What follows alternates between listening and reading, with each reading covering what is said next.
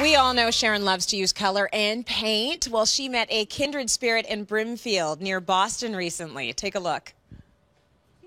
Gretchen, thanks so much for bringing me into your home. I'm so excited that I can see all this color. I'm so excited to have you. Obviously, I hate color. I can just tell. I know. No color anywhere in my world. Well, I love how you apply it in different areas, too. And that's the fun thing about using and upcycling. And you have to tell me, because I can tell, I recognize a Benjamin Moore color here. This is one of my favorites. This is Poppy. Love it. I love Benjamin Moore Poppy. I've used it in probably 3 rooms in my home, and I just love it. It's fantastic. And this is a Brimfield find. This was maybe $15, so ton of money. And repainted it, and it's the center of my living room. So when you really have an eclectic mix of furniture like this, which is fantastic, I always find that color really is the thread and connects it, and you've done that so well. Thank you so much. I appreciate that. Well, it's just funny. I get risky, and I like to mix prints. I like to mix patterns. I like to mix scale, so big scale on the rug. And that's so important for people because they don't always know how to mix it exactly, like the small to big. Don't be afraid too of just adding in, mixing a pink with a red and a blue and a teal, and the more color and the more pattern, I think because when you love it, that's a good sign. And then I think connecting it in a style of home like yours, where you've got separate rooms, it's a nice old house, it's a great opportunity to repeat some of those colors in the other room like you did in the dining room. Exactly. Love it. All dining rooms, all red, because the red table basically drove it. That's your color. Yes.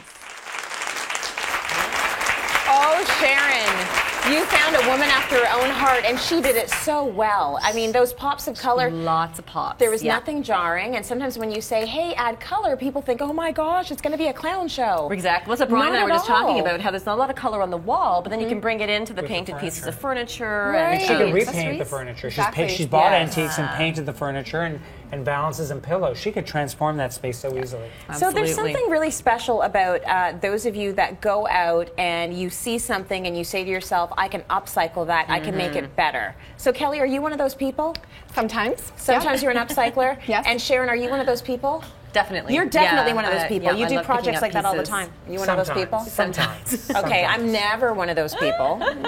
Because I see something and I think, oh, it doesn't look good, forget it. Except for our house where I was like, yeah, we can gut this baby and we can make it look good. But there's something very special about that. And I think that we should all sort of start giving things a second look. Because in her place, a lot of that was upcycled. A lot of it was upcycled. And whether it's painted or reupholstered, to bring it into a more contemporary setting. I mean, you were saying that earlier about bringing like an old piece or a hand knit piece or something and bringing it into more sophisticated look by use of color or the pattern.